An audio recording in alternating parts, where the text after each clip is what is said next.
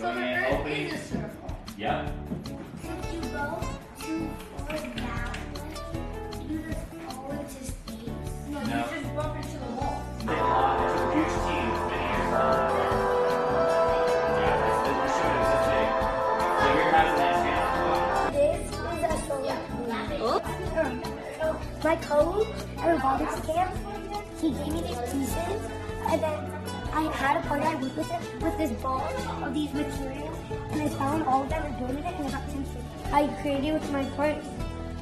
First, it's a satellite, then a box shoots out, and then and then when it's further, a tiny box shoots out, and then this tiny box soon gets close to this friend, and it like opens up, and like there's this energy that comes out, so it's a giant square, and it's powered by the sun.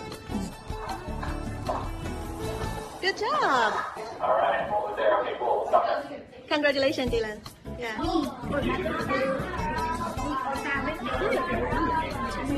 Wait, period. That's right. Good idea. Let's try it. Glad. Thank you. Thanks, Alien. Appreciate it. Give a round of applause. No. Let's go to work. Yeah, let's go to work. No. Fine, I'm just kidding.